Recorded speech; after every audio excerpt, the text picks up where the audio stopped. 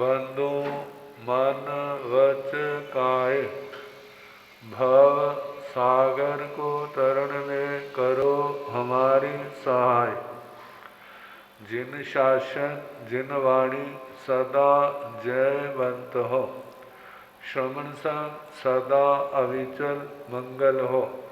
मुक्ति को प्राप्त श्रवण भगवान महावीर स्वामी, उनकी परम पावन कल्याणी भागवती वाणी वाचक प्रमुख श्री इंदर भूति गौतम आदि गणधर भगवंत युग प्रधानाचार्य परम पूज्य श्री सुधर्मा स्वामी जी महाराज, उनकी परम पावन पाठ परंपरा वर्तमान आचार्य ध्यान योगी परम पूज्य श्री शिव मुनि जी महाराज एवं गुरुजन सबके पावन चरण सरोजों में मेरा अनंत अनंत बार वंदना नमस्कार। उपस्थित धर्म प्रेमी सज्जनों, माताओं तथा 12 भावनाओं में 12वीं भावना धर्म दुर्लभ। द्रव्य धर्म और भाव धर्म। द्रव्य धर्म लगभग सबकी नजरों में आ जाता है। भाव धर्म सबकी नजरों में नहीं आता। उसको देखने वाले या जिसकी नजरों में आए ऐसे लोग बिरले होते। आपने समाई की जित नजर में आ गई। किसी ने किसी को कड़वा बोला, उसने कोई उत्तर नहीं दिया और बदला लूंगा, प्रतिकार करूंगा, जे भावना भी आई तो रोक लिया, जब आने नहीं दी। क्या उसने धर्म किया?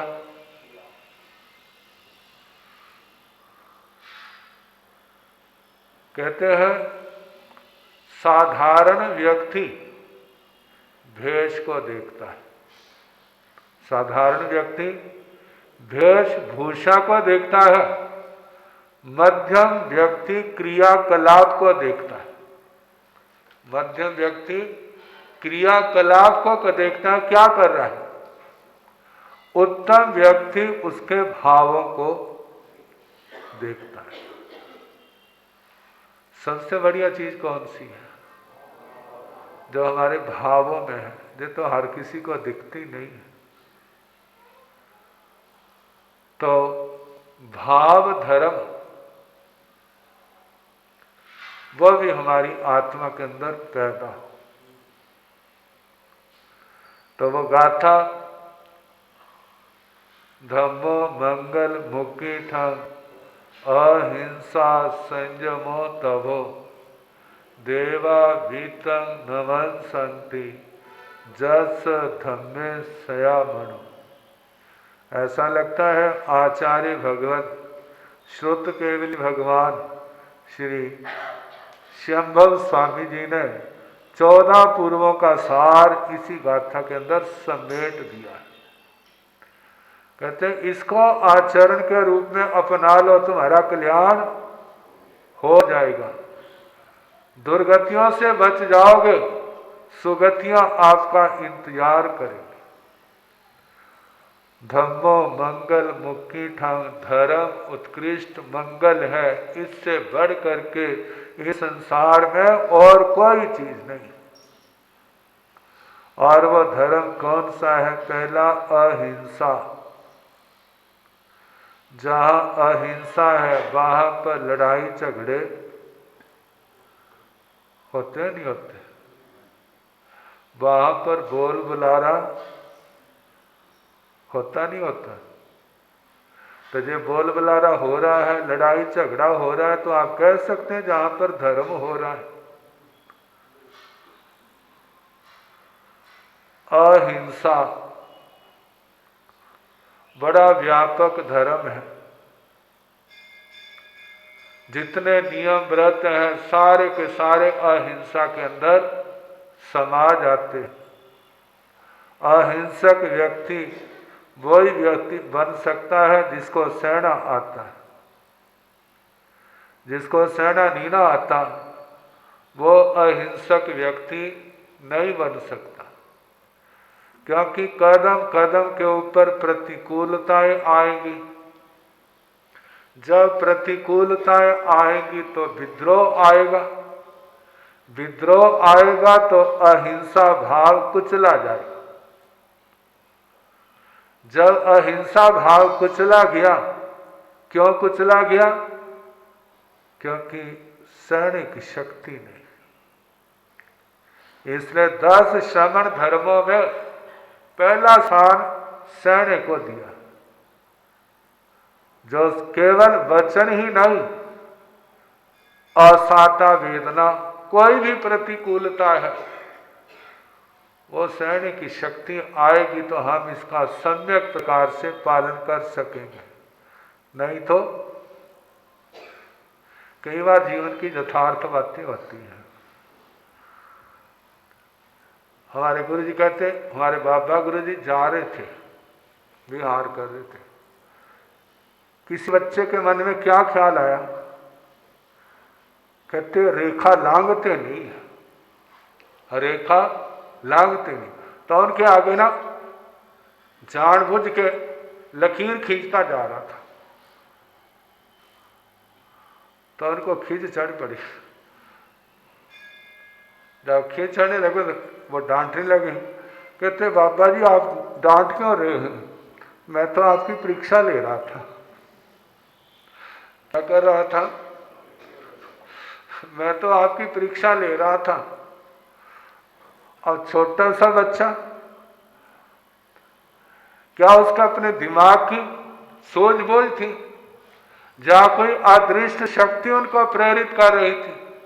बड़ा ख्याल आया कि हमारे से तो बच्चा अच्छा निकल आया। मतलब अहिंसा वृत्ति को रखने के लिए, इसको लगातार बनाए रखने के लिए कौन समर्थ है? जिसके अंदर ये पहला गुण होगा सहने का, जिसके अंदर सहने का शक नहीं है, सूझबूझ नहीं है, कमाई बहुत कर लेता है लेकिन सहने की कमी के कारण से वो सारी छिन्न भिन्न हो जाती है। कहते करते हैं वो निरर्थक है, ऐसा नहीं। कभी तो क्या होगा, उसका प्रभाव की हुई साधना का प्रभाव पड़ेगा। इसलिए साधना नहीं छोड़नी। लेकिन जब ये भाव बना रहेगा फिर वो लगातार एक पौड़ी के बाद दूसरी सीढ़ी, तीसरी, चौथी, पांचवी बढ़ता जाएगा।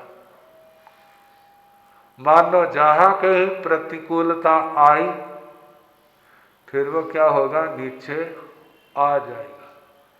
कुछ तो ऐसे होते हैं बीच में रुक जाते हैं और कुछ ऐसे होते हैं धड़ धड़ करते क्या होते हैं, नीचे पहुंच जाते हैं। जो व्यक्ति का क्यों पहुंचता है? जो उसका पाप कर्म होता है। यदि पाप कर्म ना हो तो असहन शक्ति भी नहीं आएगी, सहन शक्ति होगी। जो पाप कर्म जब हल्के होते हैं तो आत्मा ऊपर चढ़ता है। जब पाप कर्मों का उदय बढ़ता है तो ऊपर से क्या होता है, नीचे होता है। कहते जैसे पहलवान होते हैं, कितनी दंड बैठ के निकालते हैं, उठते बैठते कितना है। जो हमारी प्राथमिक साधना है, जो उसी पावन शक्ति को पाने के लिए है जिसके बल से इस संसार समुद्र को पार करना है, इन सीढ़ियों को चढ़ना है। कोई हमें धक्का भी दे तो भी वो गिरता नहीं है। जैसे भगवान महावीर स्वामी को कितने धक्के दिए, क्या किसने धक्के दिए? जितने उपसर्ग आए वो धक्कों से कम तो नहीं थे। जो जहाँ धक्के हैं उससे तो केवल एक ही जन्म बर्बाद होता है, लेकिन उन धक्कों के प्रभावित हो गया तो इस आत्मा के जन्म जन्म क्या हो जाएंगे, बर्बाद हो जाएंगे। लेकिन भगवान महावीर स्वामी जन्म जन्म के साधक थे, वो उन धक्कों से प्रभावित नहीं हुआ, उनको क्या कर गए, पार कर गए। केवल ज्ञान, केवल दर्शन। जब भगवान की गाथा सुनते हैं ना, एक तो पूर्व जन्मों की, इस जन्म की कैसे कैसे कैसे वो पार करते हैं, और जो आसपास के होते हैं ना वो भी। भगवान तो चार ज्ञान के धारक थे, कहते भगवान अब थोड़ा सा रह गया, अब थोड़ा सा रह गया, मतलब आपका धैर्य और बना रहे, अब किनारा आने वाला है, थोड़े से उपसर्ग हो जाएंगे, फिर केवल ज्ञान, केवल दर्शन, सारे अपना अपना काम करते हैं।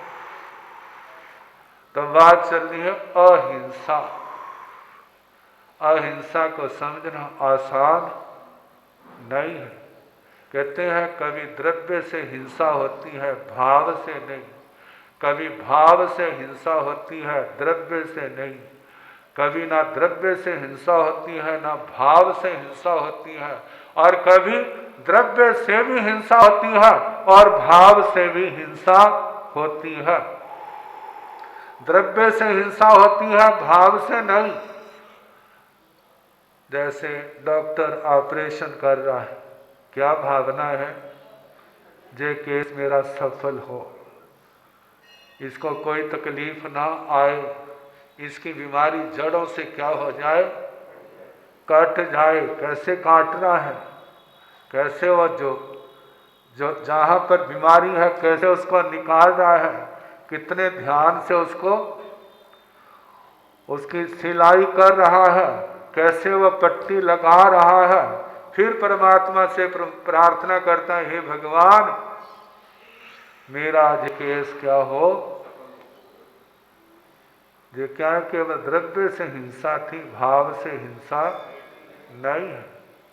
एक भाव से हिंसा करते हैं, द्रव्य से नहीं।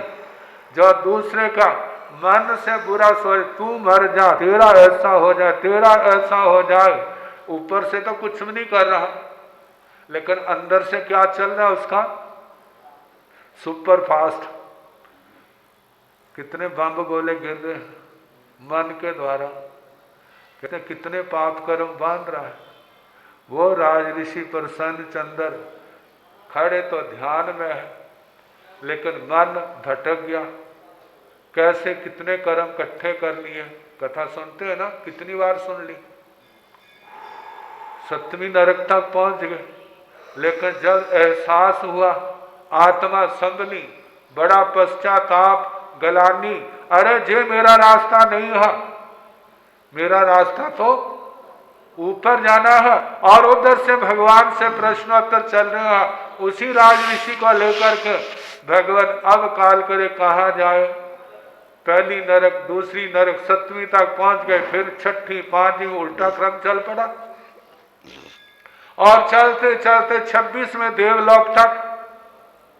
थोड़ी देर बाद कानों में देवदंडवी की आवाज आई, भगवान जी किसकी है, कहते उसको केवल ज्ञान हो गया।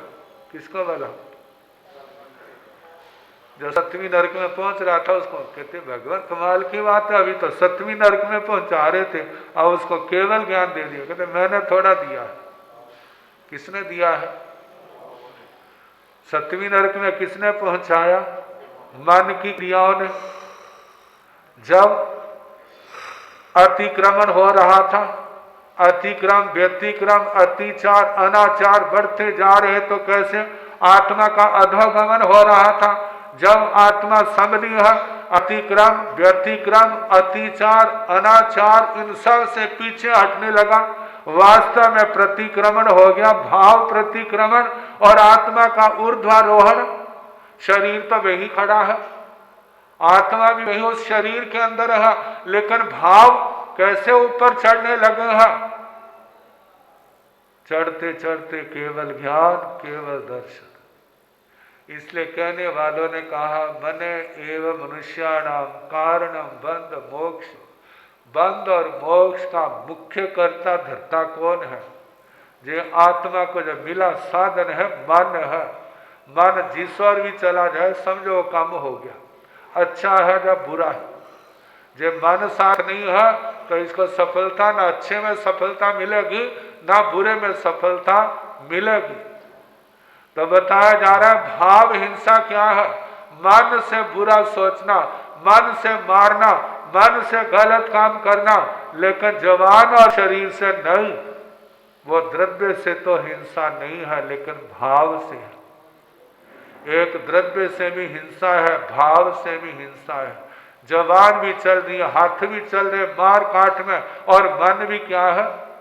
चित्ते तल से तद अध्यवस्थीय शास्त्र में शब्द आते हैं, जिसमें चित्त है क्रिया भी वैसी कर रहा है।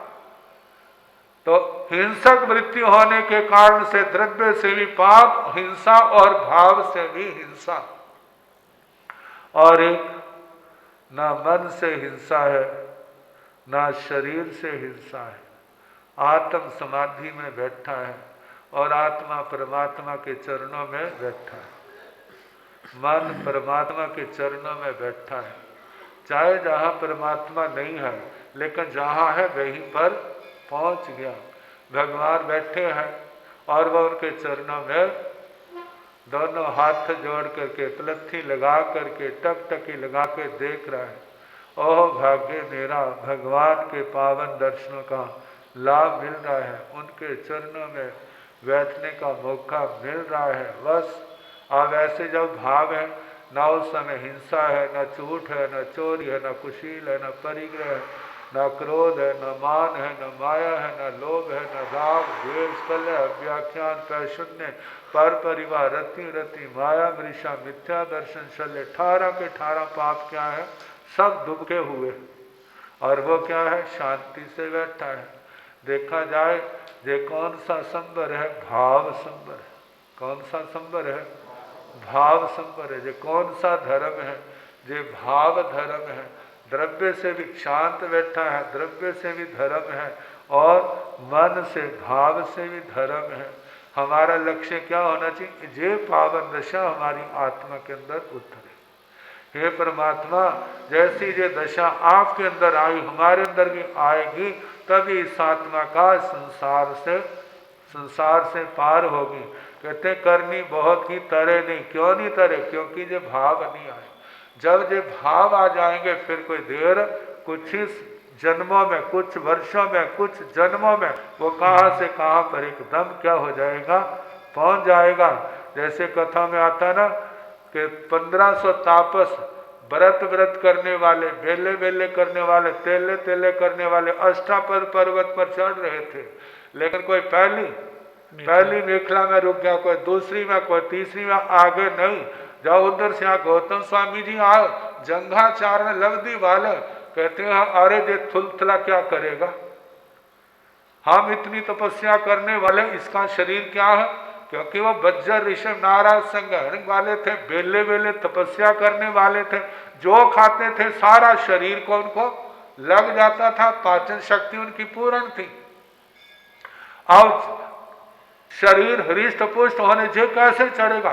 लेकिन इतनी देर में देखा क्या कि वो तो ऊपर आने लगा। कहते वो आ गया, वो आ गया, ये तो आगे निकल गया। करते करते वो कहाँ पहुंच गए? ऊपर पहुंच गए। कहते हम इतनी तपस्या करें, कौन सी तपस्या करता है?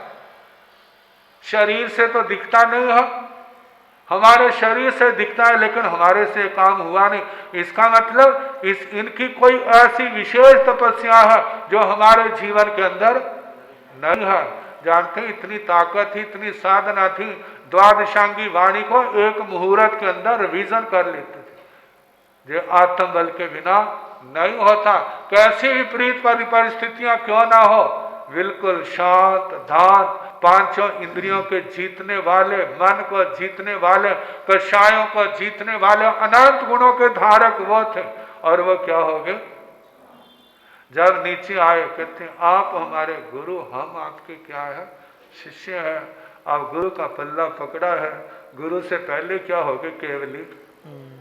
केवली बन गए। मतलब भाव धर्म द्रव्य से भी और भाव से भी धर्म है, अहिंसा है। अब समय हो गया, बाकी कल जैसे समय।